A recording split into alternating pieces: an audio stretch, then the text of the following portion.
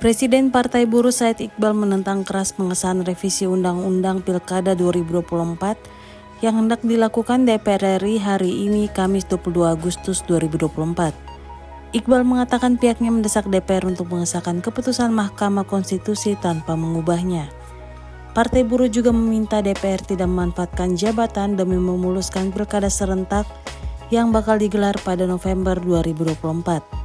Iqbal mewanti-wanti persoalan yang sedang terjadi saat ini bisa memunculkan krisis konstitusional, krisis politik, hingga mengarah ke krisis ekonomi. Dia menambahkan saat ini rakyat akan mengawal perkembangan sidang paripurna selanjutnya. Pasalnya hari ini sidang pengesahan rancangan undang-undang pilkada dinyatakan ditunda oleh Balik DPR. Melakukan aksi, dan aksi ini bukan aksi permulaan. Aksi ini juga bukan aksi akhir. Aksi ini akan terus-menerus dan membesar dan bisa dipastikan mulai Jumat, Senin, Selasa saya akan gerakan mewakili kawan-kawan semua aksi di seluruh wilayah Republik Indonesia. 38 provinsi, 393 kabupaten kota lebih, dan di tempat-tempat kampus-kampus, ruang-ruang publik. Hanya satu, menegakkan keputusan Mahkamah Konstitusi, khususnya nomor 60 tahun 2024. DPR RI tidak boleh merampas, membegal, membangkang keputusan Mahkamah Konstitusi. DPR RI harus memperhitungkan kekuatan massa rakyat, karena kali ini telah terjadi demokrasi yang dibajak oleh DPR RI.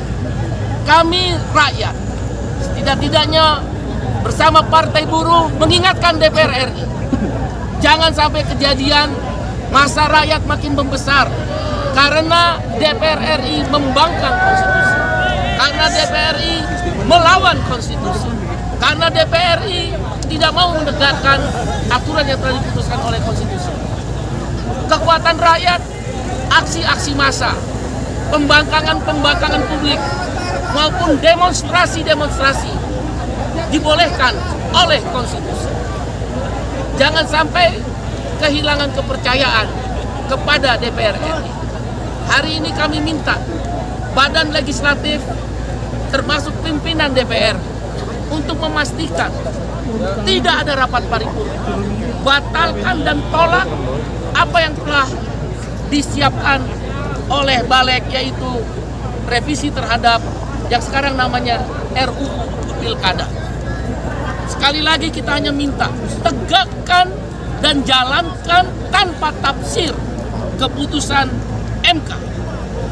Karena ini adalah kesempatan bagi seluruh rakyat dan orang-orang yang merasa jengah, orang-orang yang merasa ditindas dan diam saja karena tidak ada ruang, telah dirampas oleh partai politik yang mengaku besar.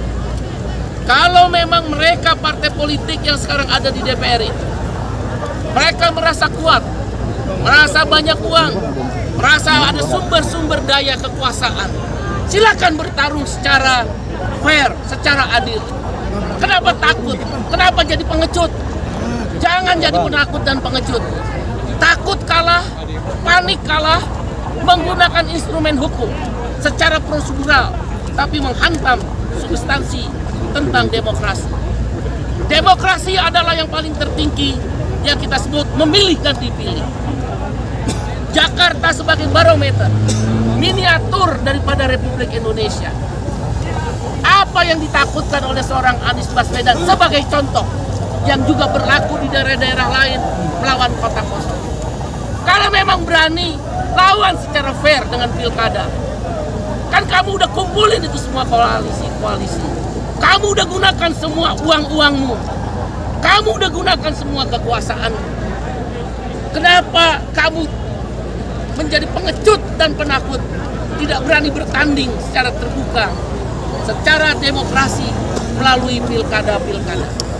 Oleh karena itu, Partai Buruh bersama seluruh elemen masyarakat, seluruh mahasiswa, seluruh kampus-kampus, warga-warga kota-kota, warga desa-desa, seluruh yang merasa terpanggil para guru besar, dan akademisi-akademisi. Kita lawan, kita tidak pernah takut. Masa kita diam saja?